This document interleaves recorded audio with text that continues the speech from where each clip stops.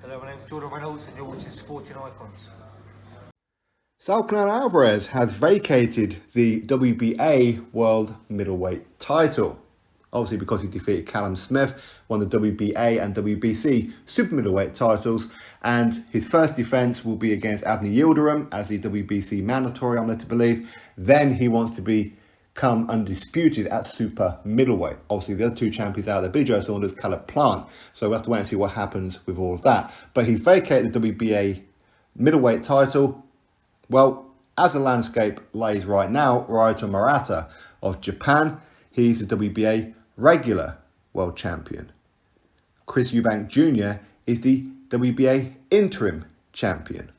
So we could end up seeing Chris Eubank Jr. versus Ryota Murata for the full WBA middleweight world championship.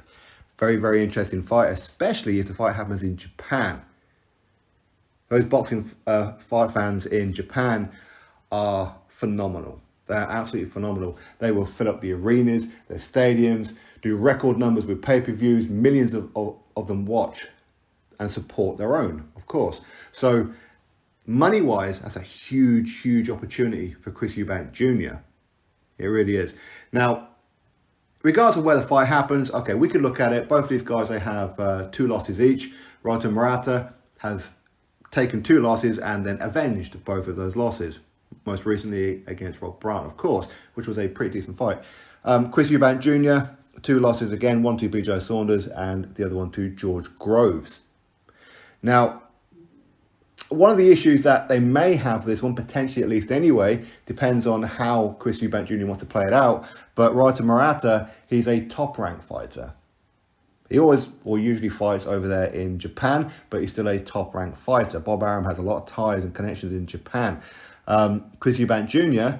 is a PBC fighter. But as all PBC fighters, they're not contractually obligated to fight on a Fox Sports or a Showtime or anything like that. Apparently, they're kind of free agents. They don't really act like free agents, but they are. But a lot of them, they want to hide behind that wall of, well, I'm PBC, I fight on Fox, I fight on Showtime, so therefore I can't go to ESPN, I can't go to DAZN, whatever it may be. It's just a fallacy. So depending on how much Chris Eubank Jr. wants this WBA world middleweight title will be dependent on what straw he pulls on this one. But I believe that he will go fight Ryota Murata in Japan, in the Everglades. It doesn't matter where the fight is. I think Chris Eubank Jr. will take that fight and he will fancy his chances against Ryota Murata. And I would favour Chris Eubank Jr. to win that fight. I think it'll be quite an interesting fight for sure, but I think that Chris Eubank Jr. will just edge it. Don't get me wrong, it wouldn't surprise me if Murata gets to win on this one. But is that the only option for Chris Eubank Jr.? For me, I think that the only reason that Eubank will not fight Murata is if the plan continues, which has been for, well, the best part of a year now, that he's meant to be fighting Jamal Charlo for the WBC middleweight title. Obviously, they're both PBC fighters, an in-house fight effectively, so it should be pretty straightforward to make the fight. Both these guys have made noises that they want each other. So for me, again, let's see that fight. Who Chris Eubank Jr. fights, whether it be Charlo or Murata, I'm quite happy with. I think here in the UK and stateside, obviously Charlo will be a bigger fight, but worldwide, and especially coming out of like Japan and all that kind of region, Murata is the one that will do the numbers.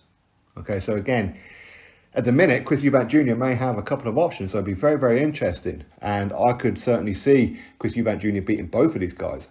Likewise, I can see both of them beating Chris Eubank Jr. as well, but I would favour Chris Eubank Jr. in both of those fights, to be honest with you. And if either one of those pull out a victory over Chris Eubank, I'll be very, very impressed if either one of them could do it. But either way, that seems to be how the land lays right now.